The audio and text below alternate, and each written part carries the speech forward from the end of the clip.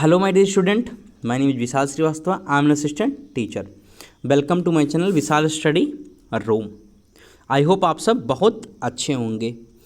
आज हम लोग एक ऐसे पात्र के बारे में बात करेंगे जिसके बारे में हर कोई सुनना और जानना चाहता है. उनकी दानवीरता के बारे में, उनकी उदारता के बारे में, उनकी वीरता के बारे में, उनके युद्ध कौशल के बारे में, हर किसी के बारे में लोग जानना चाहते हैं. ये महाभारत के एक ऐसे पात्र थे जो कि लड़े कौरवों की तरफ से थे, लेकिन फिर भी इनका मान और सम्मान उससे कहीं ज़्यादा होता है. इनकी वीरता की चर्चाएं उनसे कहीं ज़्यादा होती हैं. तो आइए जानते हैं आज हम लोग दानवीर कर्ण के बारे में. किसके बारे में बात करेंगे? दानवीर कर्ण के बारे में. मैं आपको थोड़ी सी पिक्चर दिखा देता हूँ, देन सेशन की शुरुआत करेंगे. अब बिल्कुल एनर्जेटिक सेशन होगा, तो प्लीज़ लास्ट तक जुड़े रहिएगा.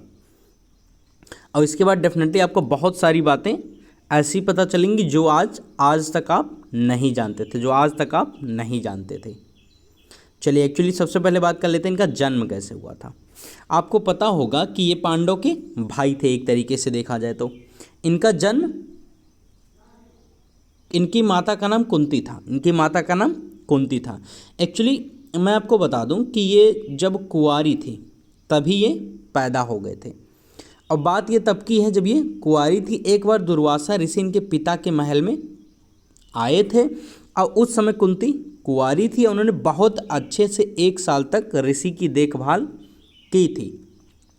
अच्छा, इसी से ऋषि प्रसन्न होकर कुंती के भविष्य को देखे अपनी दिव्य दृष्टि से. और उन्होंने देखा तो ये पाया कि इनकी शादी पांडु से होगी. किससे? पांडु से. अब पांडु से इन्हें कोई भी संतान नहीं हो सकता.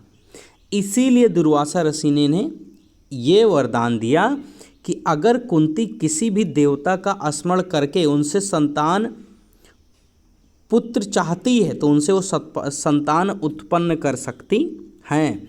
मतलब किसी भी देवता का स्मरण करके वो उनसे संतान उत्पन्न कर सकती हैं. अच्छा, ये उस समय बताया मैंने कुंवारी ही थी. तो एक दिन उत्सुकता बस, मतलब जानने के लिए कि ये सही हो सकता है कि नहीं, कुंवारेपन में ही इन्होंने किसका स्मरण कर लिया? सूर्यदेव का. किसका? सूर्यदेव का. और सूर्यदेव प्रकट भी हुई और इन्हें एक पुत्र दिया जो बिल्कुल सूर्य के ही समान चमक रहा था, या सूर्य के ही समान जिसके अंदर तेज थी.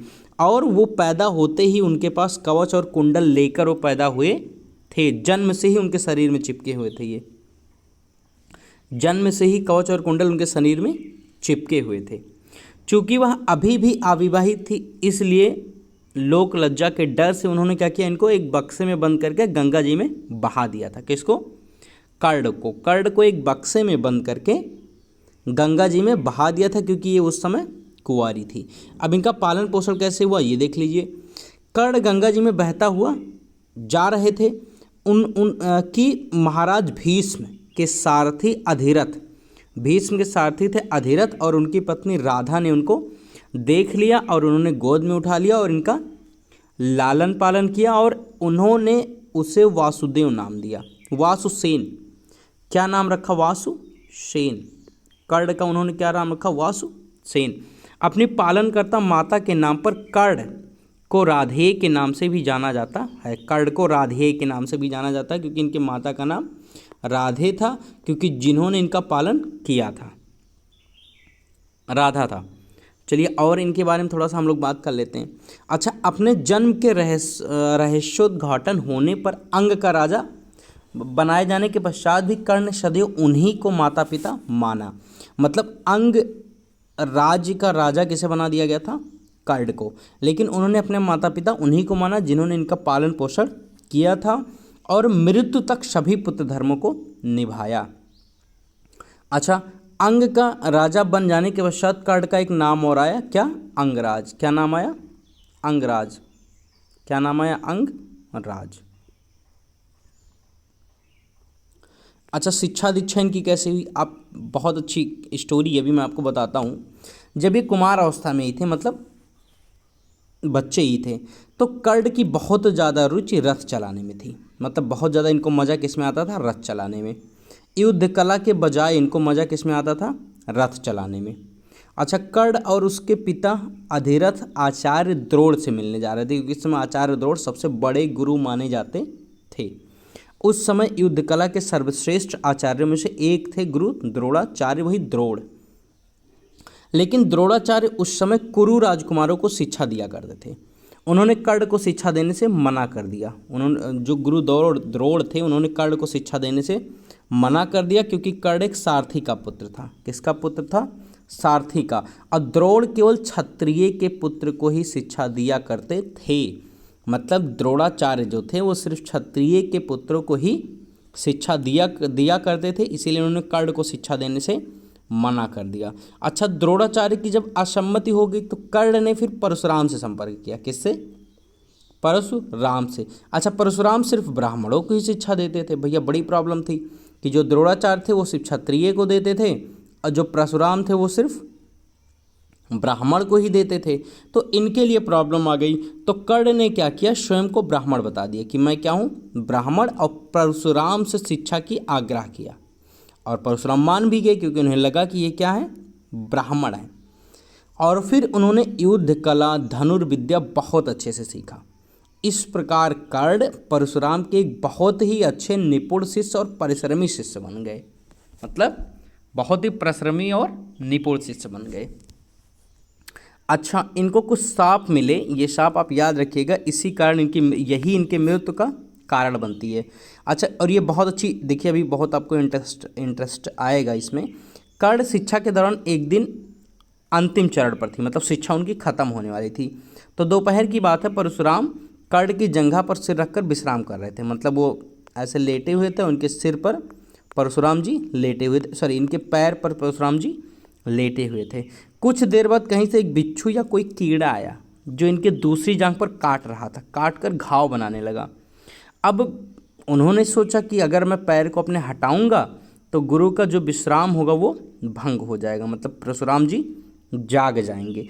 इसलिए कर्ण ने बिना हटाए बिच्छू को उनके पैर में काटने दिया और वो इस दर्द को सहते रहे बिना बताए हुए।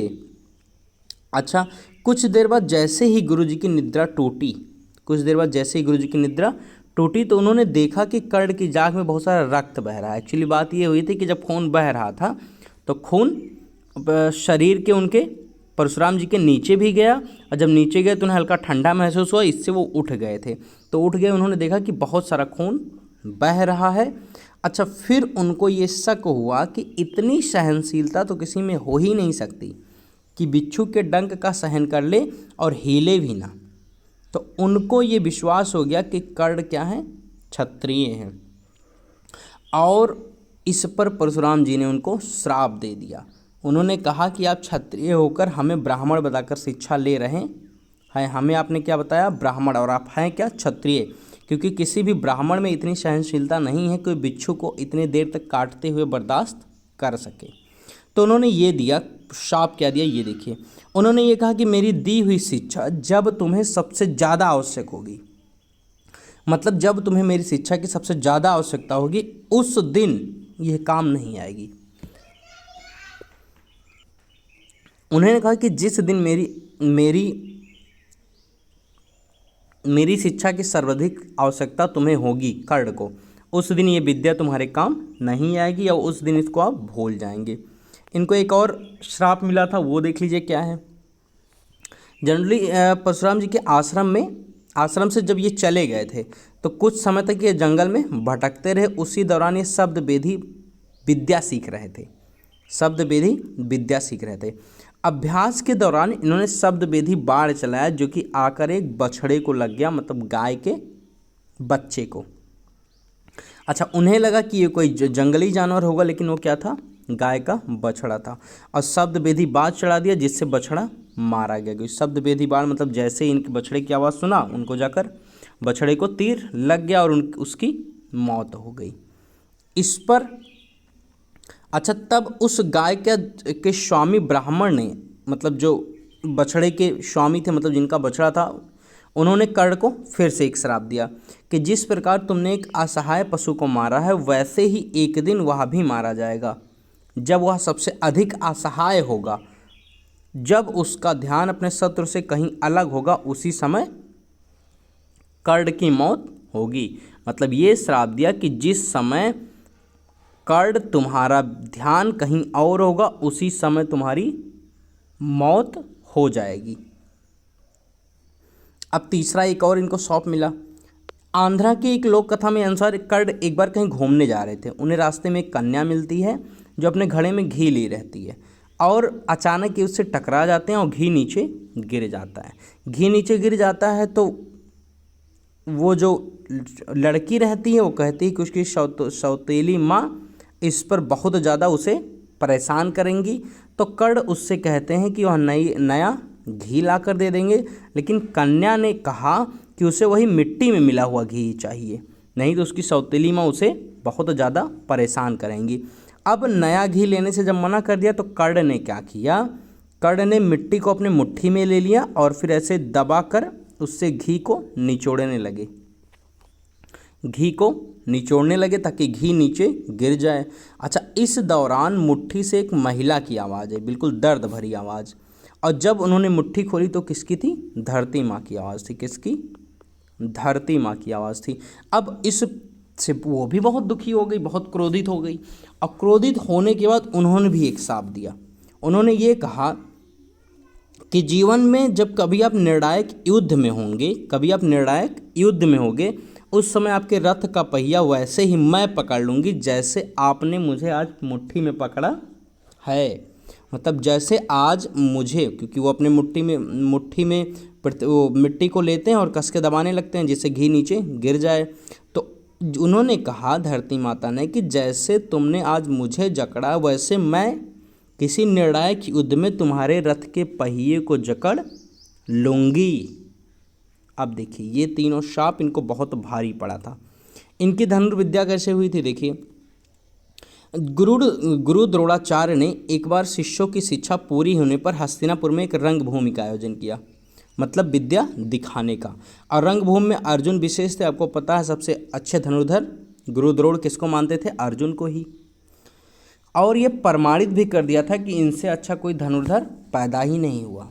अच्छा, उसी रंगभूमि में कर्ण भी आए थे।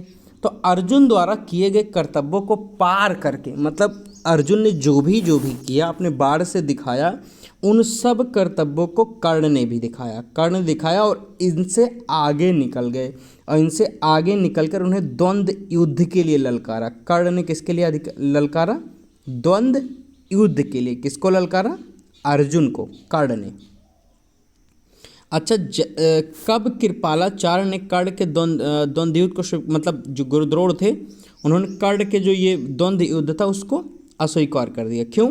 क्योंकि उन्होंने ये कहा कि जो द्वंद्व युद्ध होता है नियमों के अनुसार केवल राजकुमार ही द्वंद्व युद्ध के लिए ललकार सकता है। मतलब एक राज्य का राजकुमार ही द्वंद्व युद्ध के लिए किसी और राजकुमार को ललकार सकता है। तब कौरव में सबसे ज्येष्ठ उनके जो भाई थे दुर्योधन ने कर्ण को सीधे अंगदेश दे दिया, अंगदेश दे दिया, जिससे वह अर्जुन से द्वंद्व युद्ध के योग्य हो जाए।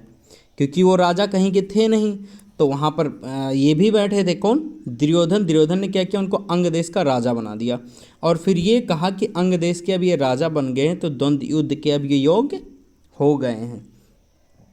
अच्छा, जब कर्ण, अब भैया जब इतना कोई एहसान करेगा तो तुरंत कर्ण ने पूछा दुर्योधन से कि वह इसके बदले में क्या चाहते हैं, क्यों उन्होंने मुझे अंगदेश का राजा बनाया।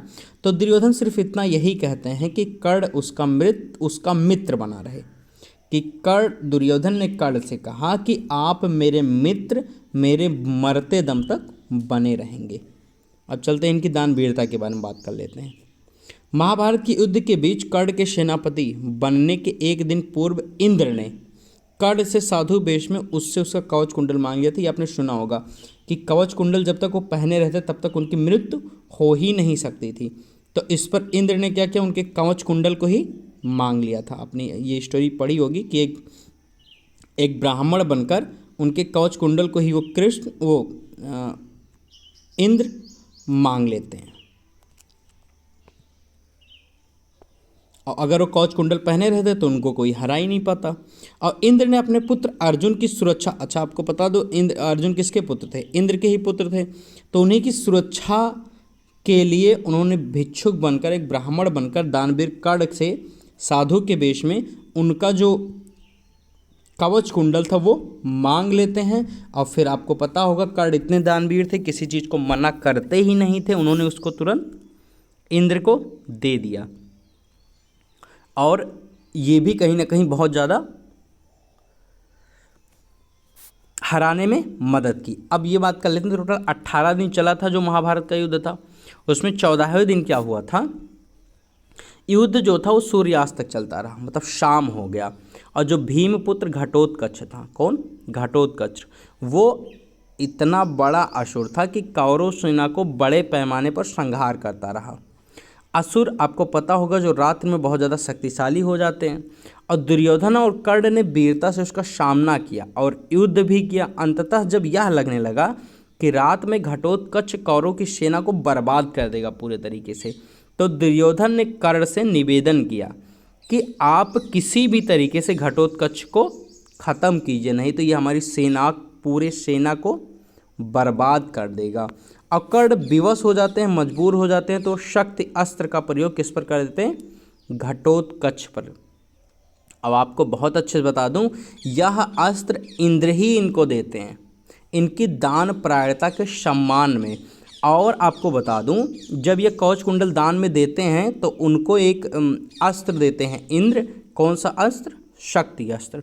और ये कहते हैं कि अगर शक्ति अस्त्र का प्रयोग आप सिर्फ एक ही बार कर सकते हैं, एक बार से ज़्यादा इसका प्रयोग नहीं हो सकता। और दूसरी चीज़, जिस पर ये करेंगे वो कभी खाली नहीं जाएगा।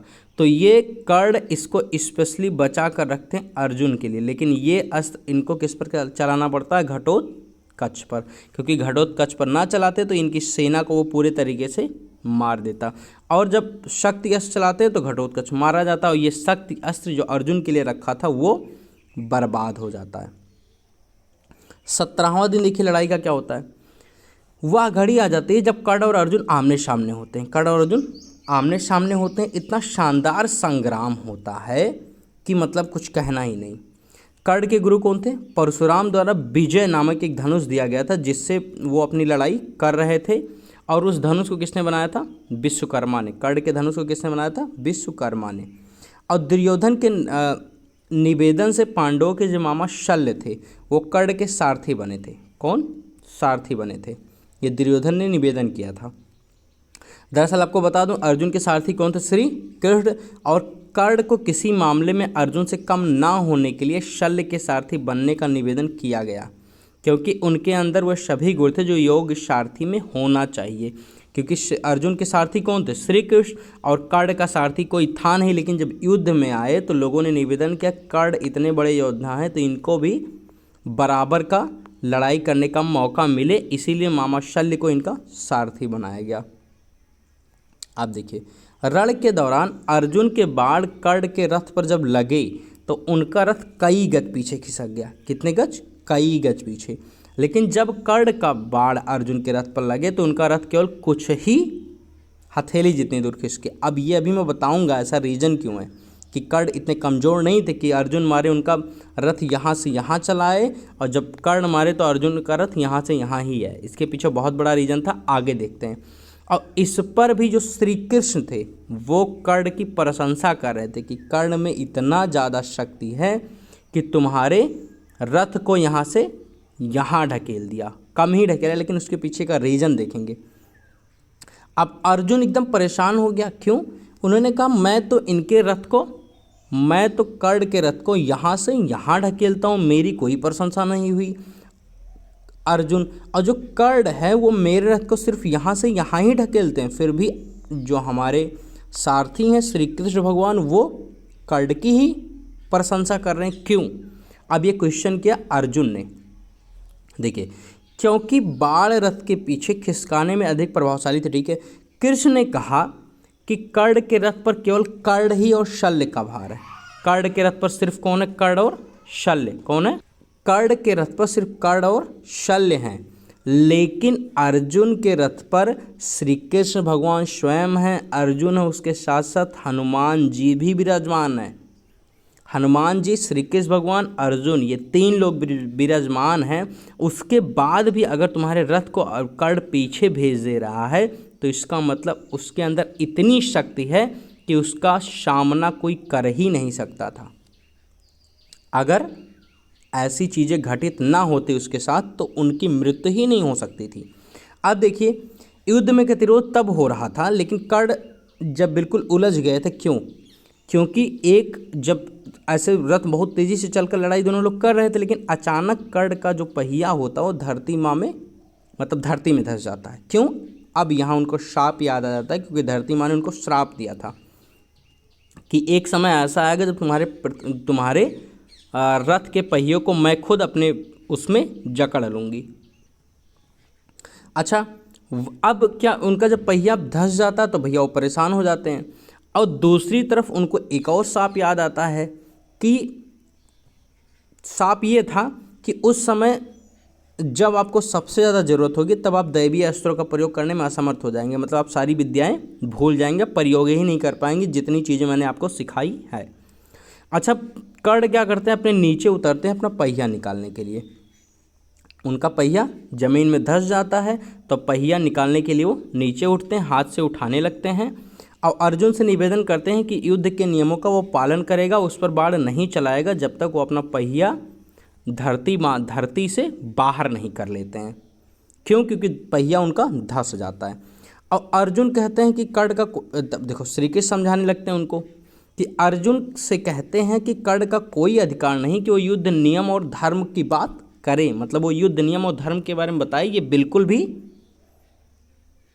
कर्ण को शोभा नहीं देता है।